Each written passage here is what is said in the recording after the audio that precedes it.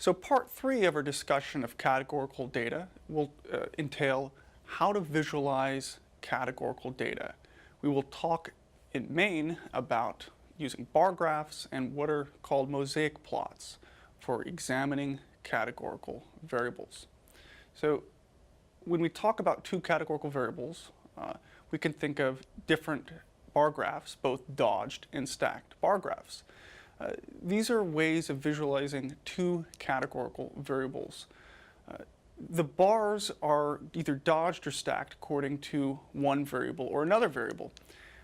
Bar graphs can be used to display relative frequencies, that is proportions or percentages, but for this course we will focus on bar graphs of counts or frequencies. So this is our contingency table of counts or frequencies.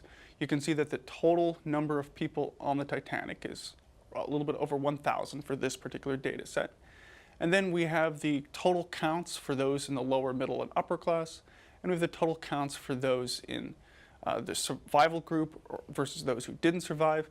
And then we have the cells of this contingency table, which are the different counts for each of the cross-tabulation of values. So, for example, we have 369 people who were in the lower class and who did not survive. And then we have 131 people who survived and were in the lower class. So a contingency table of counts, we can think of graphing the marginal or unconditional distributions using a simple bar graph, which we've already talked about. So for example, right here, we're showing a bar graph of the unconditional distribution of those who survived. So the first bar shows 618 people who did not survive overall, and overall 427 people did in fact survive. And then we also have the unconditional distribution for class, whether you're lower, middle, or upper. So overall, 500 people are in the lower class, 261 are in the middle class, and 284 are in the upper class. And that's shown by this bar graph. So we can create bar graphs of frequencies or counts for the unconditional distributions. But the question is, in the contingency table, we have these cells in the middle that reflect the cross-tabulation of the different values for categorical variables. How do we graph these frequencies, these counts? Well, the solution is one way to create bar graphs that are either dodged or stacked. So let's look at a dodged bar graph.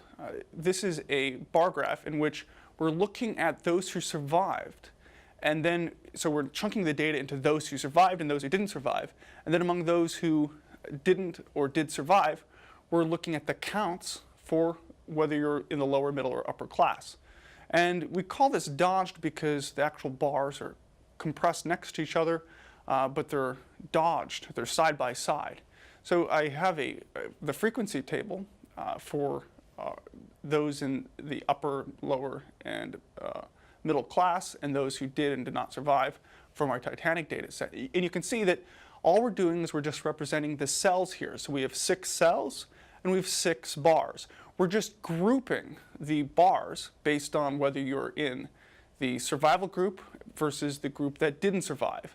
And so you can see that looking at these cells, we have different heights, and we can see that most people in our data set are those in the group who did not survive and those who are in the lower class. That's the highest bar out of these cells. But you can also look at a different sort of way of creating a dodged bar graph.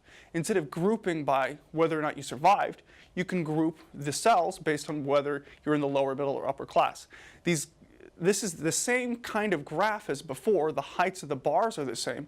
We're just orienting whether or not we're looking at the survival group first or the class group.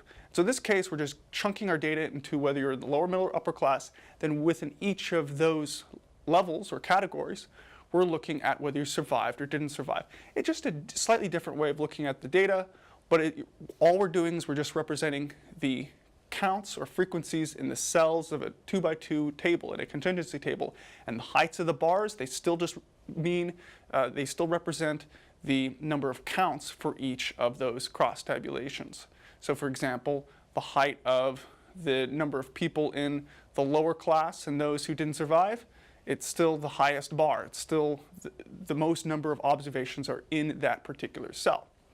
Now, besides dodged bar graphs for a contingency table, we can also think about stacking the bar graph. It's exactly what it sounds. Instead of looking at bars side by side, we just stack them on top of each other.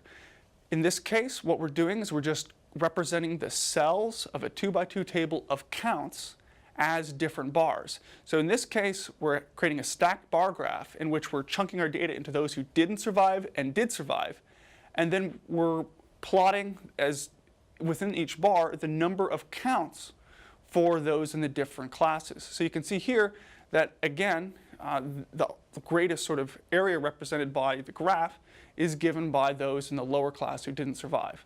That just reflects the same information in a dodged bar graph, but sometimes a stacked bar graph can be more informative or just a more concise way of visualizing the cells of a 2x2 table of counts.